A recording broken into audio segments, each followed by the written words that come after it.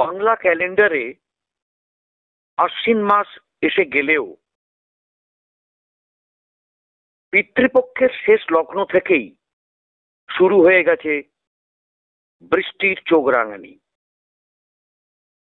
নীল আকাশ, সাদা পেঁজা তুলোর মতো মেঘের দেখা কিন্তু আর মিলছে না। সব সময় যেন আকাশে টিপ টিপ করে বৃষ্টি হচ্ছে, মেঘ ভর্তি হয়ে আছে আর অন্ধকার হয়ে আছে, এইরকম একটা পরিস্থিতি। আবহাওয়াবিদরা বলছেন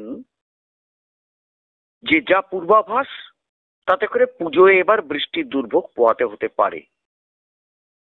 এখন এই ব্যাপারটা তো শহরাঞ্চলের ব্যাপার, দুর্ভোগ পোহাবে, কিন্তু যাদের সারা জীবন দুর্ভোগ পোহাতে হয় সেই উপকূলবাসীর, এই উপকূলবাসীর যে পুজো, এই যে দুর্গা পুজো বাঙালির জাতীয় উৎসব, সেটা কিন্তু এক কথায় আতঙ্কের দুর্গোৎসব।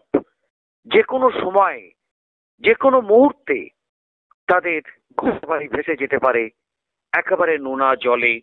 সেই আতঙ্কই তাদের গ্রাস করছে অনবরত। এবং শুধু তাই নয়, আবহাওয়া দপ্তরের যা খবর তাতে করে জেলার জেলায় মেঘলা থাকবে, বৃষ্টি হতে পারে, কোথাও দমকা হাওয়াও বইতে পারে, এবং দেবী পক্ষে আবহাওয়ার উন্নতির আশাও সেভাবে দিচ্ছেন না আবহাওয়াবিদরা। কেননা আবহাওয়া দপ্তর জানিয়েছে উত্তরপ্রদেশ থেকে বিহার, উত্তরবঙ্গ হয়ে বাংলাদেশ পর্যন্ত মৌসুমী অক্ষরেখা বিস্তৃত আছে।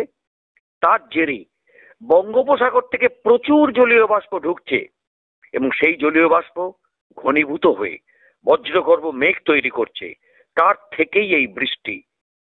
তবে ঘন ঘন বাজও পড়তে পারে এমনও আশঙ্কাও করছে।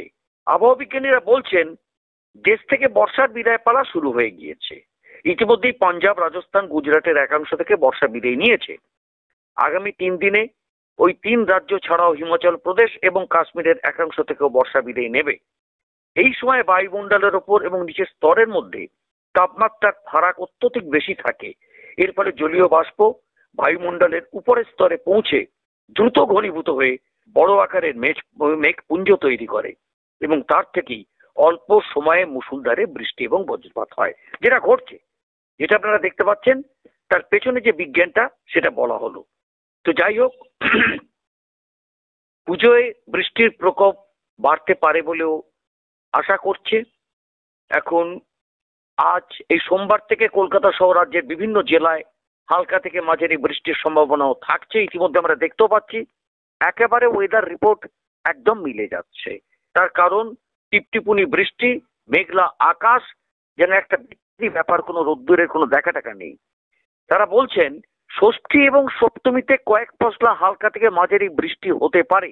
আবহাওয়াবিদরা বলছেন উপকূলবর্তী জেলাগুলোতে, অর্থাৎ আমরা যে অঞ্চলটা দেখাই, যে অঞ্চলটা নিয়ে কথা বলছি, সেই অঞ্চলের আতঙ্ক যে বলছি, সেখানে দেখা যাচ্ছে ভারী বৃষ্টির আশঙ্কা আছে, আবহাওয়া দপ্তর থেকে বলছে। তাহলে বুঝতেই পারছেন কোথায় আতঙ্কটা দানা বাঁধছে। এই ভারী বৃষ্টির আতঙ্ক কিন্তু আবহাওয়া দপ্তর থেকে বলছে, এবং হাওয়া অফিসের সূত্রের খবর যে পরিস্থিতির উপর নজরে রেখেছেন আবহাওয়া বিজ্ঞানীরা।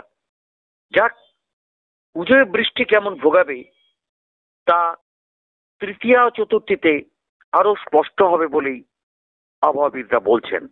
আমরা যাই হোক না কেন, একটা ওভারঅল একটা আবহাওয়ার যে খবরটা আমরা পেয়েছি সেই খবরটা আমরা দিলাম। এবার দেখব কিভাবে পুজো কাটে। তবে আবহাওয়াবিদদের যে আশঙ্কা যে পুজোর যে পূর্বাভাস, যে বৃষ্টির দুর্ভোগ পোহাতে হতে পারে, সেই ব্যাপারটা যাতে না হয় সেটাই মায়ের কাছে আমাদের নিবেদন, মায়ের কাছে আমাদের প্রার্থনা, যেন এই কটা দিন মা তুমি বৃষ্টি না দিয়ে ভালো আবহাওয়া দাও, যেন ছোট থেকে বড় সবাই পুজোটাকে উপভোগ করতে পারে, গরিব থেকে ধনী সবাই যাতে পুজোটাকে উপভোগ করতে পারে।